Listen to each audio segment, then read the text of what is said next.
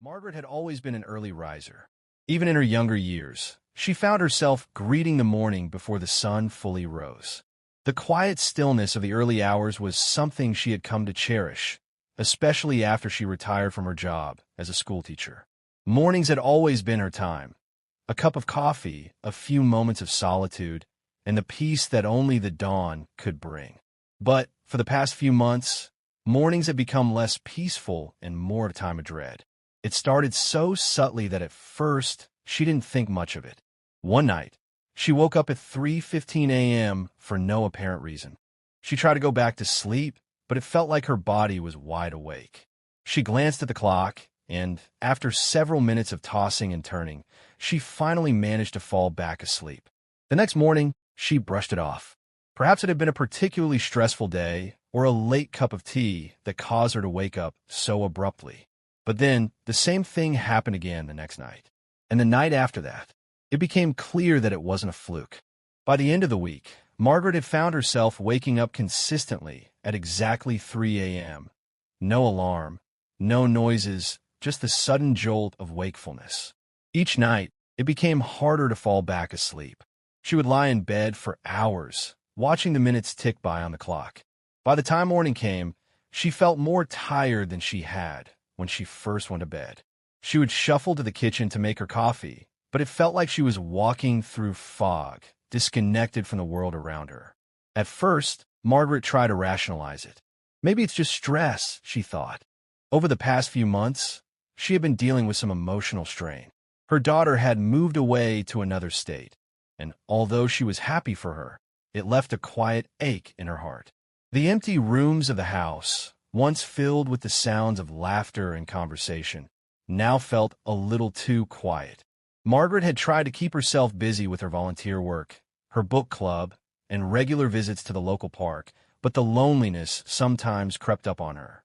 But it wasn't just emotional stress that seemed to be the problem. Margaret also noticed a few physical changes that seemed to coincide with her waking at 3 a.m. She had been experiencing more aches and pains, particularly in her knees and lower back. These weren't new issues, but they seemed more pronounced now. Her energy levels had plummeted, and no matter how much she tried to rest during the day, she never felt truly rejuvenated. It was as if her body had begun working against her, and she couldn't keep up. By the time 2 weeks had passed, Margaret had grown desperate. The cycle of waking up in the middle of the night had become a source of constant anxiety. She would dread the evening, knowing what was to come. The fear of waking up at 3 a.m. became almost as exhausting as the lack of sleep itself. She could feel the impact on her daily life.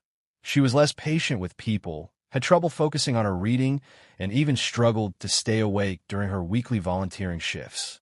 Her friends began to notice too. "You look a little tired, Margaret," they'd say with concerned expressions. "Everything okay?" Her usual calm demeanor had started to crack under the weight of her exhaustion. Margaret knew that she needed help, but she wasn't sure where to turn. She didn't want to seem like a hypochondriac. After all, she was in her early 60s now, and perhaps this was just part of getting older.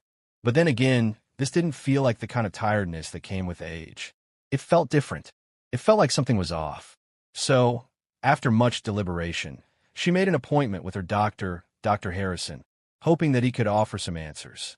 The appointment was scheduled for a Thursday morning, and Margaret spent the next few days trying to prepare herself for what the doctor might say. Would he simply tell her it was part of aging? Was there something more serious at play? On the day of the visit, she arrived at the clinic feeling a sense of unease. Dr. Harrison had been her physician for years, and she trusted him, but there was still a gnawing worry in the back of her mind. When she entered his office, she greeted him warmly, but he immediately noticed her fatigue. "You seem a bit more tired than usual, Margaret," he said, guiding her to a seat. "How's everything going?" Margaret sat down and explained the pattern of her sleepless nights. She described how, night after night, she would wake up at 3 a.m. without any clear reason. She told him about the aches, the fatigue, and how the whole experience was starting to affect her quality of life. She felt like she was walking through each day in a haze, just trying to get through it. Dr. Harrison listened intently, making notes as she spoke. Waking up at night, particularly around the same time, is more common in older adults than you might think, he said after a moment. It's a phenomenon that many people experience as they get older, and it's something we often refer to as early morning awakening. It can be caused by a variety of factors. Margaret leaned forward, eager to hear more.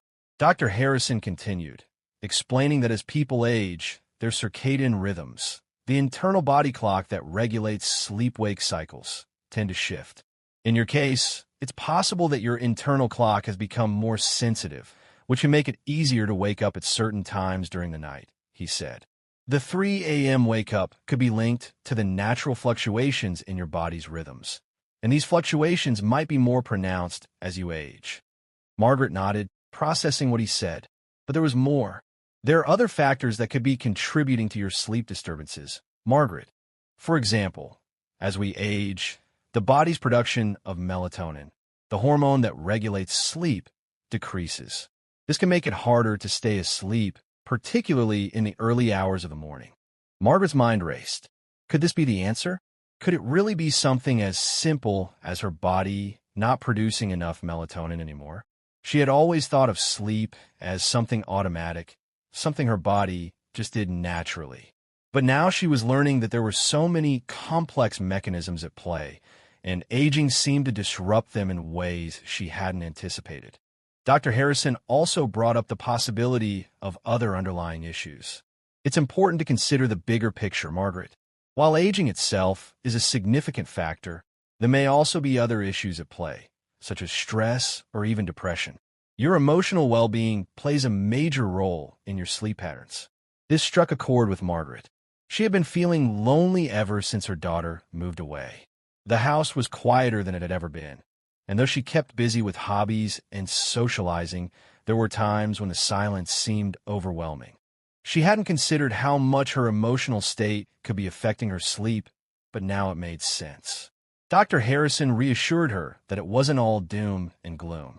I know this might feel overwhelming, but there are steps we can take to address it. First, I'd like you to try a few simple lifestyle changes.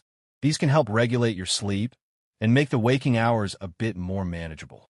Margaret listened intently as Dr. Harrison outlined a plan. He suggested she try to create a consistent bedtime routine, avoid screens and stimulating activities before sleep, and make her bedroom more conducive to rest by keeping it dark and quiet. He also recommended some relaxation techniques, such as deep breathing and stretching, to help her unwind in the evening. But I also want to keep an eye on your overall health, Margaret, Dr. Harrison added. Let's do some tests to rule out conditions like sleep apnea, which can also disrupt sleep, and we'll check for any other health concerns that could be affecting your rest. Margaret left the appointment feeling a mixture of relief and concern. There was no quick fix, but now she had a clearer understanding of what might be causing her waking at 3 a.m. It wasn't just aging or coincidence. It was a complex interplay of physical, emotional, and environmental factors that were affecting her sleep. As she drove home, she realized that this journey toward better sleep might take time, but at least she now had a starting point. The quiet hours of the night no longer seemed like an unexplainable mystery. They were the first clue to understanding her body's needs in a new chapter of her life. Margaret sat in the waiting room of Dr. Harrison's office, her fingers tapping nervously on the cold armrest of the chair. It had been a few days since her initial appointment, and though she had left the doctor's office with some comfort, she was still eager to understand more about what was happening to her sleep. Dr. Harrison had explained that aging could affect sleep in various ways, but Margaret felt there was something more to the sudden, consistent waking at 3 a.m. Each night, like clockwork, her body seemed to rebel against the natural cycle of rest. She couldn't ignore the fact that this disruption was affecting more than just her sleep. It was affecting her mental state, her daily functioning, and her overall sense of well-being. She couldn't help but wonder if there were deeper, underlying causes that had yet to be addressed. That morning, she had returned to Dr. Harrison's office for follow-up tests. He had suggested a few simple lifestyle changes to help improve her sleep, but he had also ordered a series of tests to rule out other conditions. It had been a relief when Dr. Harrison had explained that conditions like sleep apnea could be affecting her, as she knew her breathing was sometimes irregular during the night. But at the same time, she had no idea how deep the mystery of her sleep disruptions might go. As she sat there, she glanced at the clock. Her appointment was running late, and her impatience was growing. But Margaret also couldn't ignore the nagging thought that had been on her mind for days. Why was she waking up at exactly 3 a.m. every single night?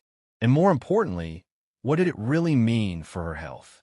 Her thoughts were interrupted when the door opened, and Dr. Harrison walked in with a warm smile. He was carrying a folder of papers, which he set down on the table between them. Margaret could feel her heart beat a little faster as he sat down. "Well, Margaret, I've had a chance to go over the results of your tests," Dr. Harrison began. "Overall, your physical health is quite good for your age. No immediate concerns from the blood work or the tests for sleep apnea.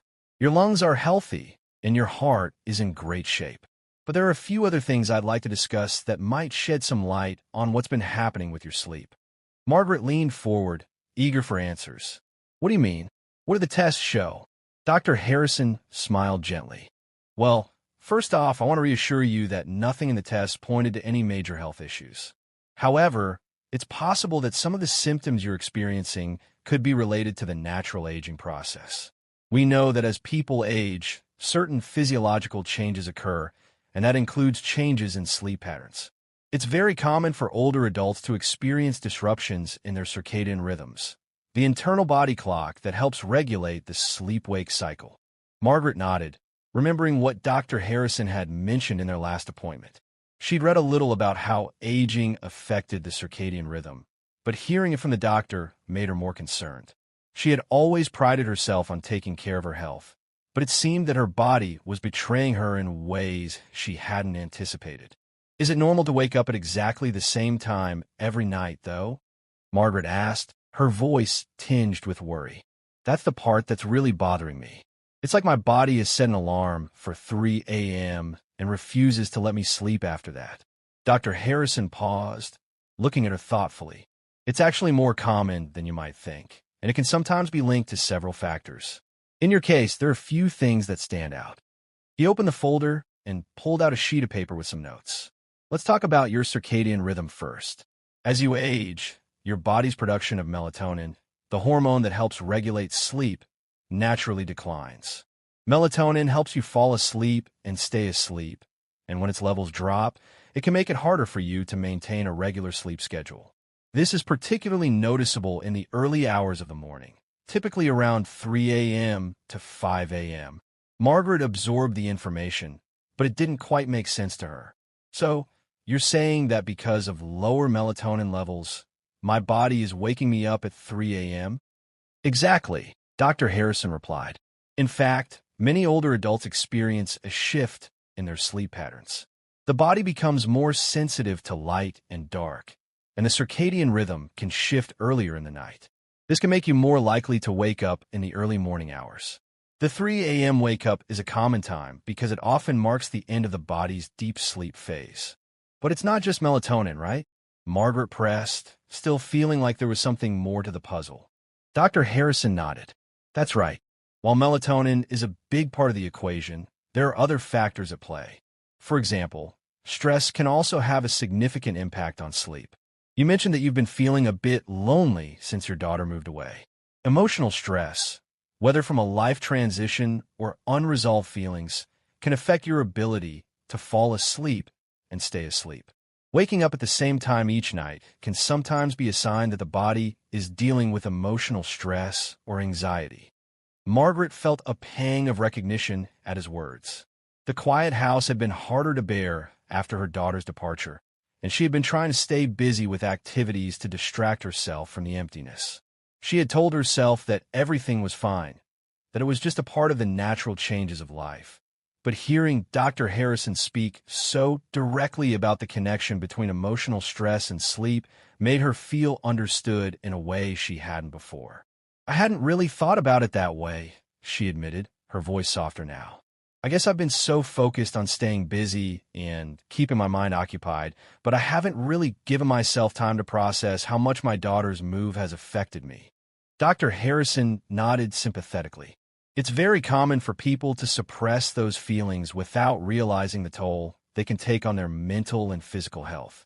It's also possible that stress from this life change is affecting your sleep patterns in combination with the natural aging process.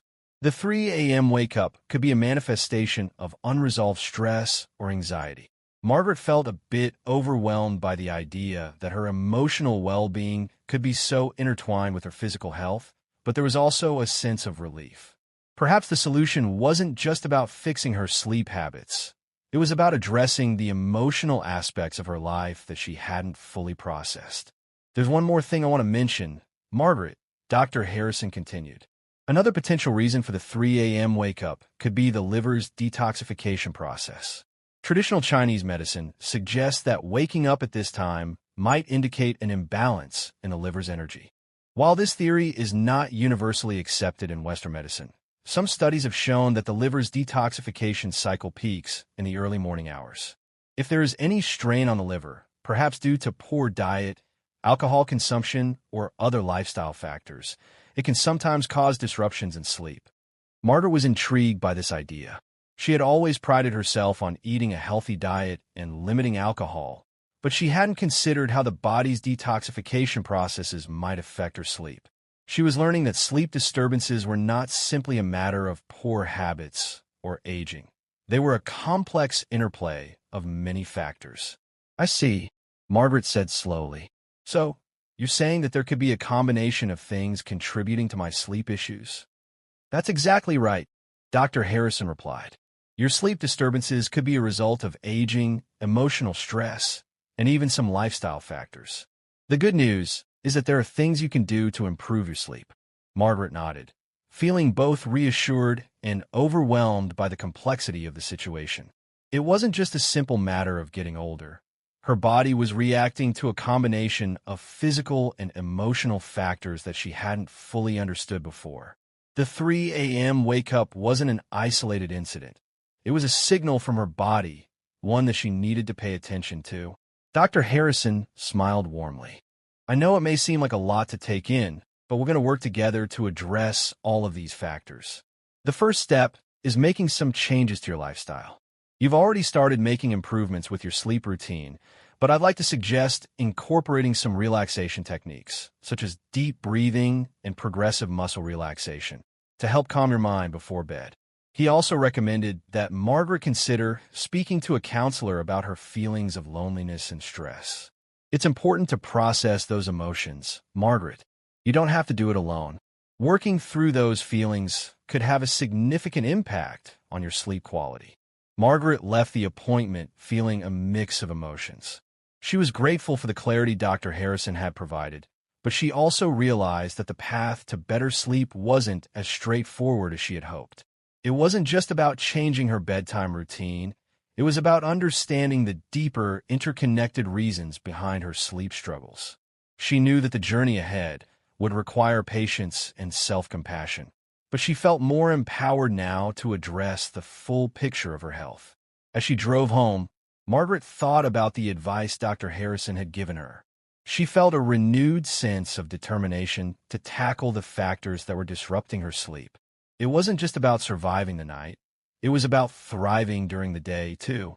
And to do that, she would have to face both the physical and emotional aspects of her well-being with honesty and care. Margaret sat by her kitchen window, watching the sun slowly rise over the neighborhood. It had been a week since her last visit to Dr. Harrison, and the early mornings had become a familiar, almost comforting routine. But despite the warmth of the morning light, Margaret couldn't shake the growing sense of unease that had settled in her chest. Although she had left Dr. Harrison's office feeling more enlightened, she still hadn't fully resolved the nagging question that haunted her at 3 a.m. each night. Why can't I get a full night's rest? The quiet hours of the morning, once a peaceful time for her to reflect, had now become a constant reminder of her restless state. She had followed Dr. Harrison's advice, making some small changes to her daily routine, but the 3 a.m. wake-up still persisted. What more could she do? Over the past few days, Margaret had put Dr. Harrison's suggestions into practice. She had diligently avoided screen time before bed, dimming the lights in her living room an hour before her intended sleep time. She followed a relaxing routine: a warm bath, a few pages of her favorite book, some calming herbal tea, all aimed at creating an environment conducive to sleep. But still, as the clock struck 3 a.m., she would stir from her slumber, only to find herself wide awake, staring at the ceiling in frustration. It was starting to feel like a cruel joke. She had tried everything, but the outcome remained the same. Her body had become programmed to wake at that particular time, and no matter what she did, the cycle repeated itself. Despite the setbacks, Margaret remained determined to push forward. Perhaps, she thought, the key was not just in her routine, but in understanding her emotional state more fully. After all, Dr. Harrison had made it clear that emotional stress could be a significant factor in her disrupted sleep. She had always been one to push her feelings aside, telling herself that the sadness she felt after her daughter's move was just part of life. But maybe it was time to confront those emotions more directly. It wasn't just about trying to move on or stay busy. It was about fully acknowledging the grief that had crept into her life. It was late afternoon when Margaret called her daughter, Alice. She had been hesitant to reach out at first, unsure of how to begin the conversation. But she needed to hear her voice, to feel some connection to the life she had once known. Alice, now living several states away, had been so busy settling into her new life that Margaret hadn't wanted to burden her with the weight of her own emotional struggles. But as she picked up the phone, Margaret realized that her daughter would understand more than anyone else. "Hey, Mom," Alice answered after a few rings, her voice warm and familiar. "How are you doing?" Margaret hesitated for a moment, unsure of how to answer. "I'm okay," she finally said, her voice betraying the weariness she had been trying to hide. "But I've been having a bit of trouble sleeping lately." Alice's voice softened. "Mom, you know you can always talk to me. What's been going on? Is it just the new routine or something else?" Margaret let out a sigh, leaning back in her chair. The conversation felt both comforting and vulnerable. "It's more than just the routine.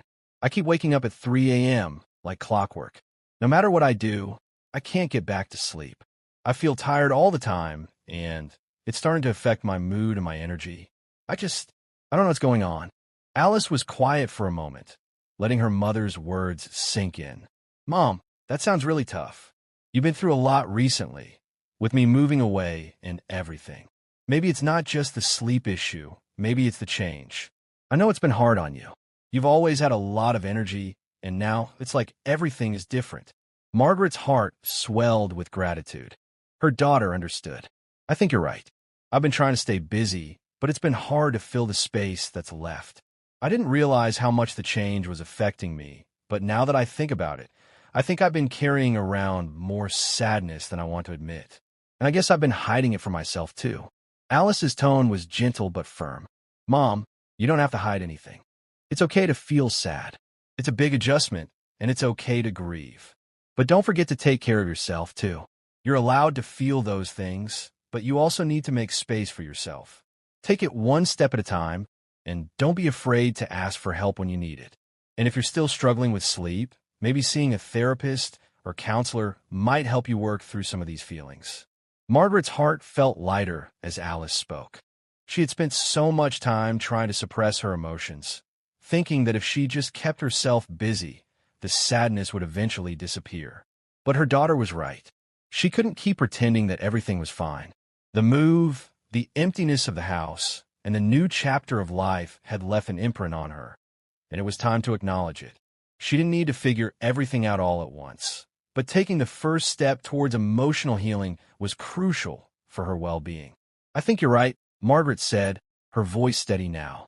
"I've been trying to hold it all together, but I need to give myself permission to feel. And maybe, just maybe, that's part of what's been affecting my sleep." As the days passed, Margaret began to follow through on the advice she had received. She reached out to a counselor, someone who specialized in life transitions and grief. She wasn't sure exactly what to expect from therapy, but she felt that she needed to confront the emotions she had been suppressing. The first few sessions were challenging. There were moments when Margaret felt like she was dredging up painful memories that she had long buried. But there was also a sense of release, as if she were finally allowing herself to heal in a way she hadn't allowed before. The counselor helped Margaret understand that her sleep disturbances weren't just physical or habitual. They were a direct response to the emotional turmoil she had been carrying. The sadness of losing her daughter to distance, the loneliness of an empty nest, and the unacknowledged grief had all compounded in ways that disrupted her ability to rest. Sleep wasn't just a biological function. It was deeply tied to her emotional state. Each night, as her body tried to sleep, her mind was caught in a whirlwind of unresolved feelings, and that, she now realized, was why she kept waking up at 3 a.m. It was during one of these counseling sessions that the therapist suggested Margaret start practicing mindfulness. Mindfulness is about being present in the moment, the therapist explained. Instead of focusing on the past or the future, it helps you center yourself in the here and now. By practicing mindfulness, you can create a mental space for yourself, one that is calm and free from the overwhelming emotions that may be contributing to your sleep struggles. Margaret was skeptical at first. She had never been one for meditation or mindfulness practices, believing them to be things that other people did, not something she could integrate into her life. But she was willing to try anything. Over the next few days, she set aside time each evening to practice the mindfulness exercises the therapist had recommended. At first, it felt awkward. Her mind would wander, and she would get frustrated with herself. But slowly, she began to notice small changes. The sense of panic that had gripped her when she woke up at 3 a.m. began to lessen. Instead of feeling trapped in her wakefulness, she started to sit with the discomfort without judgment, allowing herself to simply be present. She didn't force herself to sleep. She just allowed the stillness to wash over her. Simultaneously, Margaret continued to refine her sleep routine. She had made some adjustments in her environment, creating a more calming atmosphere in her bedroom. She had removed any bright lights from the room, ensuring that the space was as dark as possible. She also worked on reducing her caffeine intake, having learned that stimulants could contribute to sleep disturbances. But the biggest change came from within. Margaret began to cultivate a deeper sense of self-compassion, reminding herself that it was okay to struggle. It was okay to feel sadness, to feel loss, and to feel tired. As she practiced mindfulness and took small steps toward emotional healing, Margaret began to notice gradual improvements in her sleep. The 3 a.m. wake-up wasn't as frequent as it had been, and when it did occur, she was able to return to sleep more easily. It wasn't a perfect solution. There were still nights when her mind raced with thoughts and worries. But Margaret was beginning to reclaim the peaceful rest she had once known. And though she hadn't fully figured it all out yet, Margaret felt a renewed sense of hope. Her journey was far from over, but with each day, she was taking steps toward understanding the deeper layers of her health, both physical and emotional. Sleep, she realized, wasn't just about habits and routines. It was about honoring the complexities of life, listening to the signals her body was sending, and accepting that healing was a gradual process. As the weeks passed, Margaret's mornings felt lighter. The sun still rose early, but now she woke up with a sense of gratitude instead of dread. And when 3 a.m. came, she greeted it not with frustration, but with acceptance. It was just another part of her journey, one that she was beginning to navigate with more understanding and self-compassion than ever before. Margaret sat at her kitchen table, a warm mug of tea in her hands, staring out the window at the quiet neighborhood. The mornings were starting to feel different now. The dread that had once accompanied the early hours of 3 a.m. had faded into something more manageable, something softer. Although she still woke up at that hour from time to time, she no longer felt overwhelmed by it. Her mind no longer spiraled into anxiety or frustration. There had been nights when she lay awake in the dark, unsure if she could get back to sleep, but she had learned how to approach those moments differently.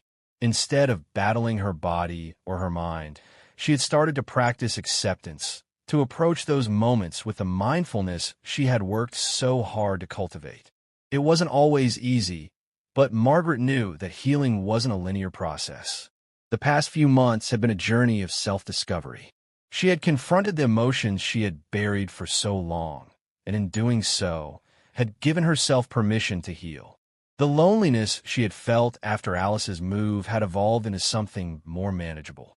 She still missed her daughter deeply, but the grief had softened, becoming less like a constant ache and more like an occasional pang, a reminder of how much she loved her family.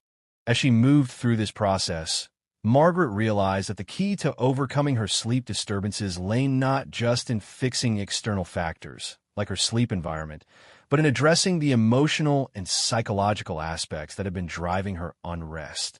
Her phone rang, breaking her reverie. She glanced at the screen, seeing Alice's name flash across it. A smile tugged at Margaret's lips as she answered the call. "Hi, honey," she said, her voice warm and light. "Hey, Mom, how are you doing?" Alice's voice came through the phone, filled with concern and affection. "I'm doing a lot better. Actually," Margaret said, the words feeling like a release.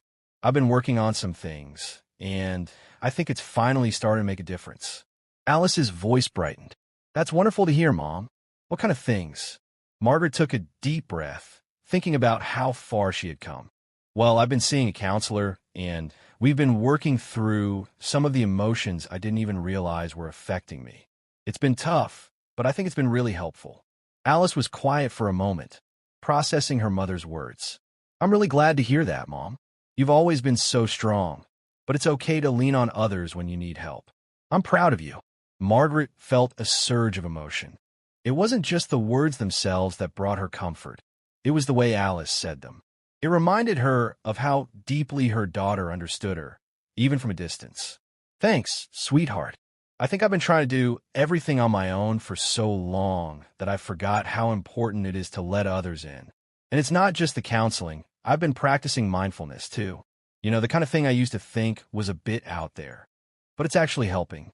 It's teaching me how to sit with my feelings without running from them." "That's amazing, Mom. I knew you could do it." Alice's voice sounded proud, and Margaret could hear the genuine support in every word. "I've been thinking about you a lot, especially with everything you've been going through." "Thanks, Alice. It means a lot to me that you're thinking of me. I miss you every day, but I'm starting to understand that my life isn't just about being your mom anymore. It's about being my own person, too." The words hung in the air, both comforting and liberating. Margaret had spent years defining herself through the lens of motherhood. Being a parent had been her greatest joy, but it had also been her identity, the very core of who she was. Now, with Alice grown and living her own life, Margaret was slowly but surely rediscovering who she was outside of that role. The emptiness she had once felt in the house no longer felt like a void. It felt like an opportunity. She wasn't just Margaret, the mother. She was Margaret, the woman with her own hopes, desires, and dreams. As the conversation with Alice drew to a close, Margaret felt a sense of contentment she hadn't known in months. She was proud of the work she had done, but she knew there was still more to do. There would be setbacks, of course. Life wasn't a straight line, and healing wasn't an overnight process. But she felt ready for whatever came next. The weeks that followed were a mix of progress and challenges, but Margaret was no longer overwhelmed by the struggle. She had developed a new sense of resilience, one built on self-compassion and the wisdom that came with accepting her imperfections. She had learned that waking up at 3 a.m. didn't mean something was broken. It simply meant she was human, experiencing the ebb and flow of life, just like everyone else. Margaret's nights gradually improved, but she wasn't obsessed with finding the perfect sleep pattern anymore. There were still nights when she woke up early, but instead of fighting it, she would calmly acknowledge it, use her mindfulness practices to center herself, and then fall back asleep. If she couldn't sleep, she would use the time to reflect, read, or simply sit with her thoughts. There was no longer the sense of urgency to fix herself or her sleep.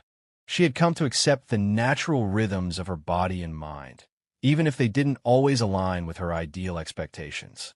It was during one of these early mornings, when Margaret was sitting in the dim light of her living room with a cup of tea, that she realized how far she had come. She had started this journey seeking a quick fix for her sleep disturbances, but what she had discovered along the way was a deeper understanding of herself. It wasn't just about the hours of sleep she got. It was about embracing the fullness of life even in its quiet moments of stillness.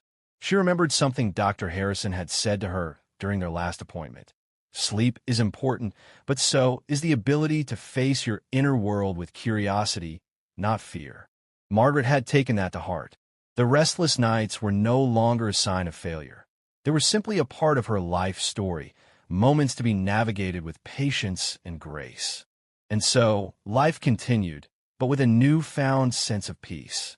Margaret began to take more time for herself, to nurture the parts of her life that had been overshadowed for years. She joined a book club, took up painting, and even started volunteering at the local community center. She found joy in these small acts of self-care and connection. For the first time in years, she felt truly present in her own life, not just as a mother or a daughter, but as an individual with her own aspirations and passions. The 3 a.m. wake-up, while still an occasional occurrence, no longer felt like a disruption. It was a reminder that sometimes we are called to slow down, reflect, and listen to what our body and mind are trying to tell us. Margaret no longer feared it. Instead, she saw it as an invitation to embrace the stillness, to sit with her thoughts, and to practice self-compassion in the quiet moments of the night. One day, as she sat at her living room reading a novel, Margaret realized that the noise of the world outside had started to fade. It was replaced by a deeper sense of contentment and quietude, a peace she had been searching for all along.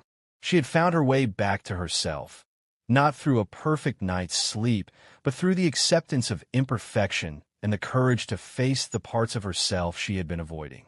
The journey had been long, but it had led her to a place of balance, a place where she was no longer defined by the expectations of others or by the relentless drive for perfection. She had learned that healing was a gradual process, one that required patience, introspection, and a willingness to let go of the need for control. And in that space of surrender, she had discovered a peace that was deeper than anything she had ever imagined. As Margaret closed her book and placed it on the table, she stood up and walked to the window, gazing out at the now familiar view. The sun was beginning to set, painting the sky with shades of pink and gold. She breathed in deeply, taking in the moment, knowing that she was exactly where she needed to be. The road ahead was uncertain, but for the first time in a long time, Margaret felt ready to face it, one step at a time. And as she made her way to bed that evening, she no longer feared the 3 a.m. wake-up. She knew that whatever came her way, she had the strength and the wisdom to navigate it, with acceptance, compassion, and an open heart. The road ahead would be filled with both challenges and joys, but Margaret was ready to embrace it all. She had finally found peace, not in the absence of struggle, but in the willingness to walk through it with grace and resilience.